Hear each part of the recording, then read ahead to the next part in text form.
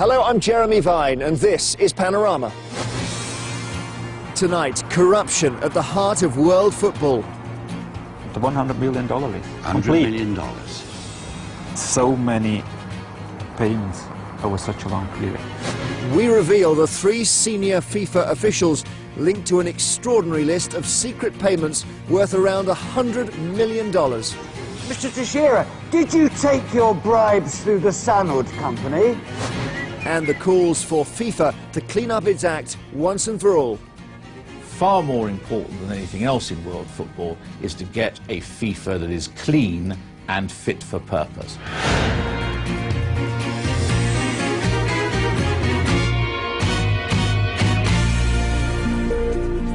In 3 days' time, we'll find out if England is to host the 2018 World Cup. The bidding process has already been tainted by newspaper allegations about 2 members of FIFA's executive committee. But we have uncovered fresh evidence of an even bigger corruption story.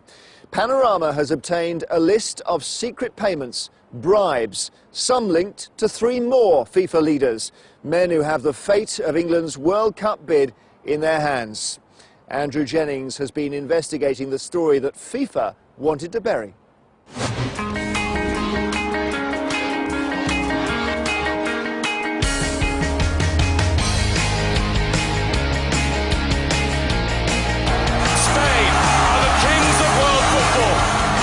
Everybody wants it. They want it. They definitely want it. I believe this is an exceptionally strong, unbeatable bid. There's no doubt we can do it. And a recently deceased octopus predicted we would get it. The England campaign to host the 2018 World Cup has taken 2 years and had a budget of £15 million. On Thursday, we'll find out if we've won.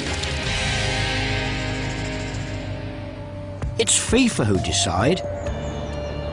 They control the world game from this opulent glass palace in Zurich. It's around this table that FIFA's executive committee will make the decision. But they're having to rearrange the chairs. 2 of its 24 members will be missing. Amos Adamu and Reynard Tamari were banned from the vote by FIFA after a newspaper accused them of offering to sell their votes. Our society is full of devils, and these devils, you find them in football. We have to fight that the people, they are in charge of FIFA, they behave as they should do. Trust us. The president of FIFA is Sepp Blatter. As the head of an organisation which claims zero tolerance of bribery and corruption, did he say thank you to the media for exposing wrongdoing? No. I'm not pleased about that because this is not very fair, but it gives us the opportunity to clean a little bit whatever has to be cleaned.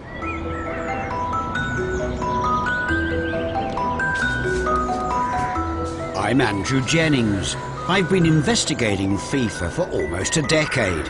And in previous panoramas, I've tried to get answers from President Blatter. Do you know which football officials took bribes? Don't speak about it. Do you know which football officials took payments? I don't answer these questions. Asking these questions infuriates President Blatter. I'm the only journalist in the world banned from FIFA's headquarters. Why am I banned from FIFA House? What have I done? No comment. Already they've had to get rid of 2 of the men voting on England's World Cup bid. Are there others who should be removed from the table?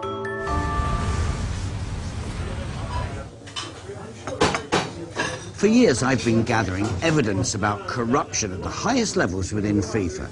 But there was one crucial document I couldn't get hold of. Then, just over a month ago, a trusted source delivered the goods.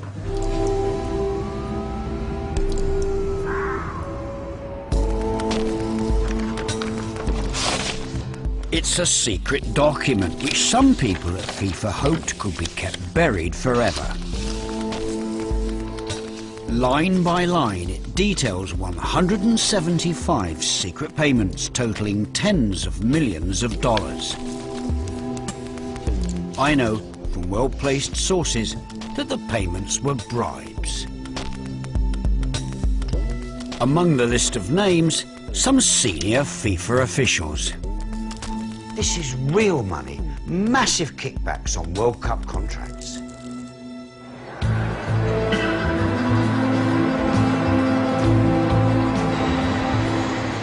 So who got the money? The story starts in the pretty Swiss city of Zug. It was the home of the most successful sports marketing company in the world, International Sport and Leisure, or ISL.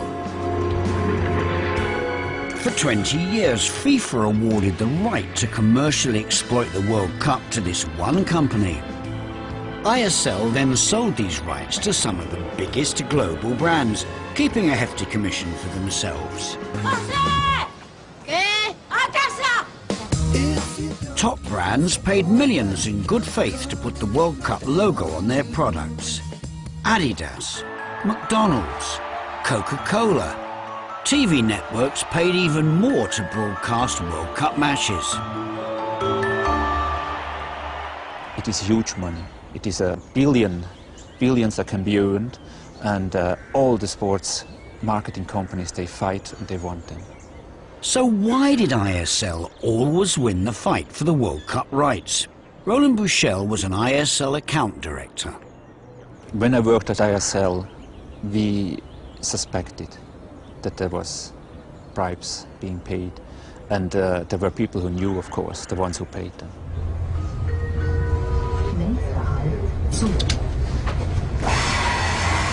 The details of the bribes started to emerge after ISL went bust in 2001. 6 ISL managers were eventually taken to court in Zug in 2008 over the misuse of company money.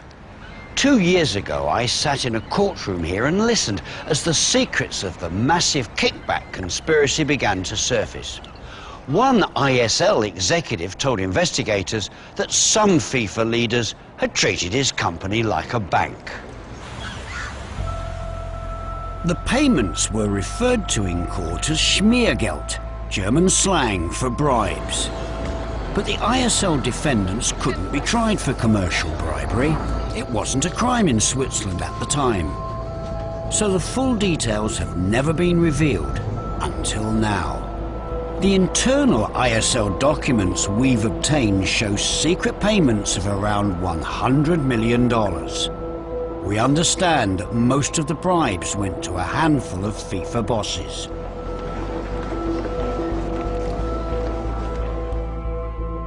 Only one of them was named in the Zug court case.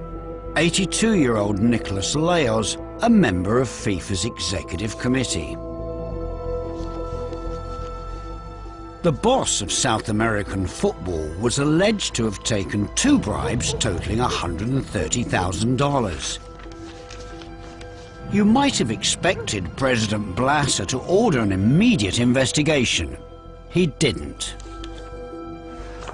Thanks to this secret list of payments we've obtained, never revealed in open court, we can see that Mr. Leos got a great deal more. The ISL list shows he received 3 further payments. One of $200,000, another one of $200,000, and yet another one.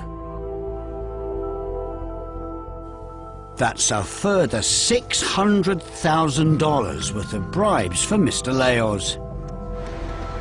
We wrote asking him to explain the payments. He didn't respond, so I tried to catch up with him at a luxury hotel in Zurich. Senor Leos, did you take bribes from the ISL company? Senor Leos, ¿ha usted tomado soborno de ISL? Sí or no? He'll soon be voting on England's bid, as will another man on our list, Issa Hayatou. He's boss of African football. In 2002, he ran against President Blatter on a clean-up FIFA platform. Here he is. Mr. Hayatu is a FIFA vice president representing 53 African countries. The list shows ISL paying him 100,000 French francs. Next to his name it says Barzahlung, German for cash payment. He didn't answer our letter either. This time I got a bit closer. Mr. Hayatu, Andrew Jennings, we met before. Could you spare me a moment? I'd like to ask you about monies. We've looked. The ISL books show that you receive money from ISL. Look, that's what the lists say. They say you receive money, sir. But your name is in the books from ISL. Your name is in the books for getting money. That's why I'm asking you. Operate, please. Out. Okay. Yeah. Okay. ISL made the payments on this secret list between 1989 and 1999. But we can't trace many of the people who got the money because it was channeled through companies in secretive Liechtenstein. One of them, Securetta, received 36 payments, a total of almost $50 million.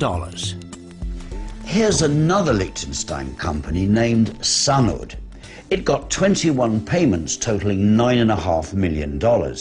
This time, there are some clues about who got the money.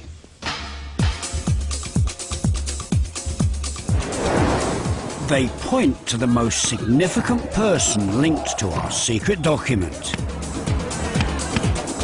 He's another member of FIFA's executive committee and the man in charge of the next World Cup in Brazil in 2014.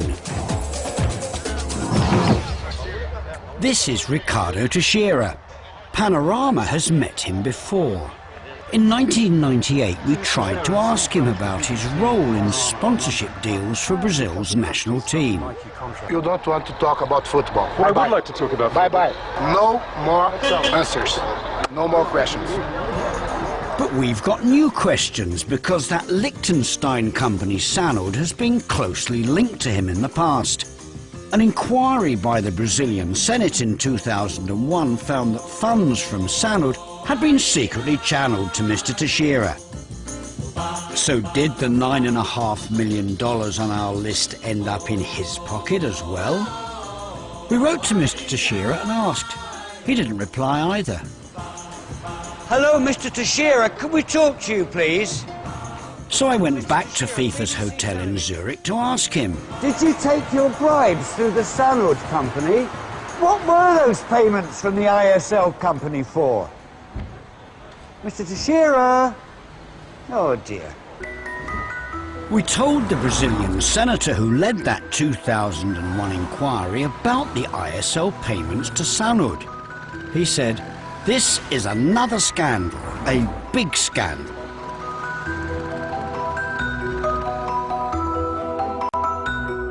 Mr. Leos, Mr. Hayatu and Mr. Teixeira. 3 FIFA bosses that England's bid team has been lobbying to vote for England in 3 days' time. The $100 million list, complete. $100 million. I showed the list of payments to Roland Bouchel, former ISL insider and now a Swiss MP. It's incredible. The sum is incredible. And I'm surprised that there have been so many payments over such a long period. I think it will be a big surprise up in FIFA House. But how much of a surprise? Sepp Blatter's known about the ISL scandal for years. We asked him why FIFA hadn't investigated. He said in a statement, "The Zug Criminal Court largely exonerated the managers of ISL, notably in connection with the accusation of paying commissions to sports officials. The ISL managers were largely exonerated, but they weren't cleared of paying commissions or bribes because that's not what they were in court for." Mr. Blatter's statement went on, It is important to stress that no FIFA officials were accused of any criminal offence in these proceedings. That's true, but what President Blatter didn't mention was that there was a second criminal investigation into the ISL bribes, and that did involve FIFA officials. That case was only closed in June this year, when some FIFA officials agreed to repay £3.5 million they'd received in kickbacks on ISL marketing contracts. This was an out-of-court settlement, and the identities of the accused were kept secret. Yet FIFA still won't investigate. Some think its honest members should stand up and be counted. There are still many people in the executive committee who did not take anything. The pressure from them will have to be big. If not, I can't understand what they really want to do with the federation if they don't act now. David Mellor was the head of Tony Blair's football task force. Okay. He saw FIFA at close quarters. I don't understand how in this day and age, when everybody is concerned in every other walk of life about accountability and about freedom from even the suggestion of corruption, let alone the reality of corruption, it astonishes me that FIFA continues the way that it does. The list of ISL payments isn't the only scandal at FIFA. We've got further evidence about another FIFA boss who will vote on Thursday. A man I've met many times. Mr. Warner, good morning. Welcome to Zurich. Vice President Jack Warner. He controls football in the Caribbean, North and Central America. How much profit did you make selling World Cup tickets this year? In 2006, I asked him about the profits he'd made from selling thousands of tickets for the Germany World Cup. He'd sold them to black market touts, making his company an estimated profit of $1 million. This is only a very polite inquiry, Mr. Warner. If I could have spit on you, I would have spat on you. If you could spit on me, you would spit on me? I will not, of course. Why would you? Spit? Why would you spit on me? Because you're garbage. I'm garbage. 3 months later, FIFA secretly ordered Jack Warner's family business to make a $1 million donation to charity to compensate for the profits it had made through the resale of 2006 FIFA World Cup tickets. Thank you so much, Mr. Warner. Thank you. I think that it's almost impossible to think of any other organisation where the kind of allegations can be so repeatedly made as have been made against Mr. Warner, and that he could survive. And survive he did. This year, at another World Cup in South Africa, and Jack Warner was at it again, ordering $84,000 worth of tickets from FIFA to sell to touts. I caught up with the Norwegian journalists who obtained emails and an invoice revealing Mr. Warner's involvement in ordering the tickets. But was FIFA interested? It's quite strange because this is the second time that Jack Warner has basically been caught with his pants down. The ethics committee never takes it seriously. It's the vice president. It's a serious allegation. Well, we have the correspondence between Warner... We've examined their evidence in detail. ...ticket company, that exact number of tickets which they ordered from Mr. Warner. Although the deal eventually fell through, it's clear Jack Warner has questions to answer. Being banned from FIFA, I couldn't ask them. They could. Jack Warner was involved in the black market ticket trade again. Why hasn't this been investigated by FIFA? The Jack Warner case is not a case that we have dealt with. Should it be knowledgeable to us by official means or by official channels, then naturally, then we would have a look on that. Official channels? What does that mean? Would FIFA look at the evidence? So we asked the media office what Mr. Sepp Blatter means by official channels. And as I said, we have no idea. Leave me alone. Can I ask you how much? Please don't do that. Jack Warner is one of FIFA's untouchables. He's always ignored Panorama's questions, But he told the press our allegations were a rehash of the same old bullshit and that he continues to sleep very soundly at night. David Beckham's already met him. This week, David Cameron hopes to, in Zurich, to discuss England's bid. Back home, no one wants to talk about the issues we're raising. 2 government ministers and the bid team declined our requests for interviews. But one man who supported England's bid for the last government did speak to us. Is it wise to get into a contest where some of the voters on the FIFA Executive Committee are clearly very dubious people and open to corruption? Well, we have to deal with what is in front of us, which is a FIFA Executive Committee that will be making the decision on England's bid for the World Cup. All that we have done is make sure that we've got the best technical bid that's available and try to convince the FIFA executive members that England should be where the World Cup is held in 2018. Logic has to be suspended. Normal standards of integrity and honesty have to be suspended. We have to go in on our knees to accept FIFA diktats, crawl on our bellies to beg them to give us the World Cup. Why don't our politicians and football leaders ask questions about the men around this table? We would be honoured to host the 2018 FIFA World Cup. Why? We love football. It's our national sport. It's not just the fans who think it's a prize worth winning. It's a matter of national pride. England is ready, willing and able to deliver the best World Cup ever. To help sell us the dream, we've been promised it will bring jobs and lots of money. But just how much money and on whose terms? Fans are predicted to spend over £5 billion, with 3 million international visitors contributing over £3 billion to the UK economy. Sounds great, but how can we know how much the World Cup will bring us when even the government admits it hasn't yet worked out all the costs? Here in Holland, they're also bidding. The Dutch government has calculated the costs. Rather than a financial bonanza, their report predicts an overall loss of €150 million. There's something else the Dutch people know that we don't. Details of the guarantees FIFA demands from governments who want the World Cup. FIFA insists they're kept secret. They say that's common business practice. But the Dutch decided to publish them. There are 8 guarantees FIFA insists all governments have to sign. Visa rules are thrown out of the window. Workers' rights suspended.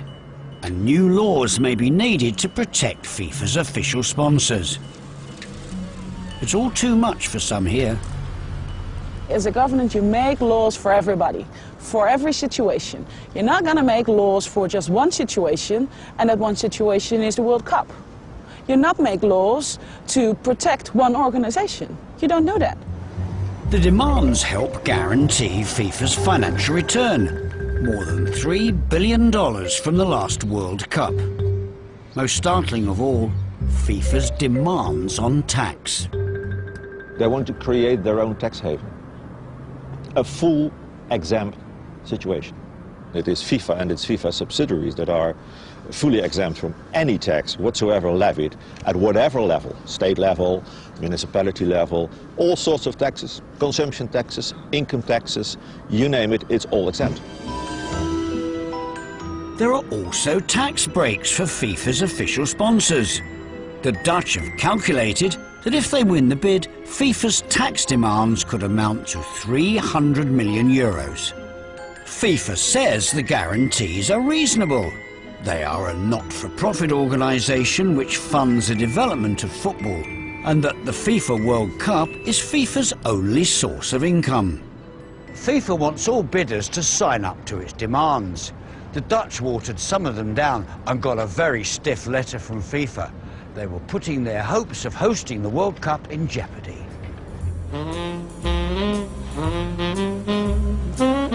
In the UK, even Parliament hasn't seen the guarantees.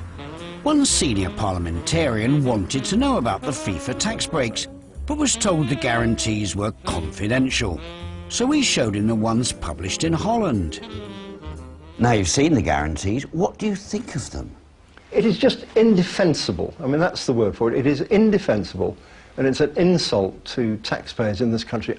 These are demands. You sign up here, or otherwise your bid will be likely to be regarded as deficient. They have the audacity to seek to instruct the Parliament that they'll dance to the FIFA tune. Some people see the guarantees as being onerous. My view was that the benefits to having the competition far outweigh the disbenefits. The government guarantees that FIFA demanded are similar to what other international bodies do in terms of the Olympics, other international competitions that we wanted to host.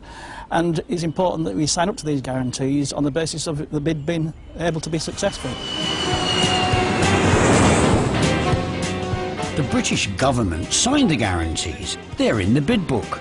But we understand that they have raised concerns with FIFA about their demands on tax, visas, security and labour laws. We present you with our bid book for 2018. The hope is that if we get the tournament, we can renegotiate. I wonder what Sepp Blatter will make of that.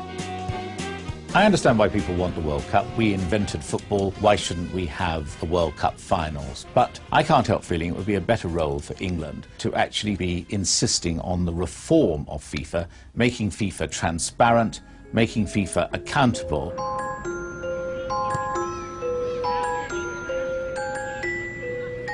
With only 3 days left before the vote, will President Sepp Blatter take action against the 3 men we've shown to have taken bribes?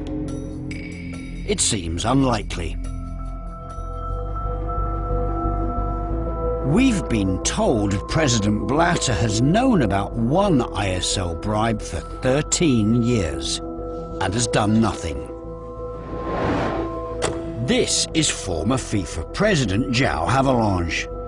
4 years ago, I reported how a huge payment intended for him had ended up in FIFA's bank account by mistake.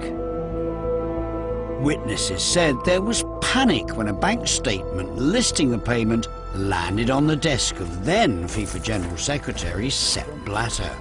I'm told you ordered this bribe should be moved to the man whose name was on the payment. Can you tell me who it went to? Was it President Havelange? We've never been given an answer. But does it lie in our secret list of payments? One entry stands out.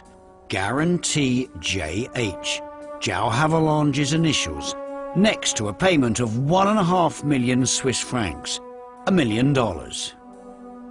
We wrote to both Honorary FIFA President Havelange and Sepp Blatter about this bribe. Mr. Havelange didn't respond, and Mr. Blatter again referred us to the 2008 court case in Zug.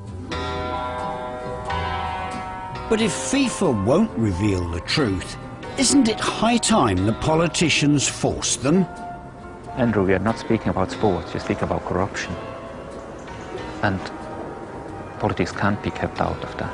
After decades of corruption, we need now an external, an international, and an independent investigation into the FIFA books. Far more important than anything else in world football is to get a FIFA that is clean and fit for purpose. We don't have that at the moment. Andrew Jennings reporting there. And as we heard, the Prime Minister and the England 2018 bid team are due to lobby FIFA's Executive Committee members in Zurich tomorrow. Now, the bid team has already written to the committee members expressing solidarity with them. We'll find out in 3 days' time if England has won the bid.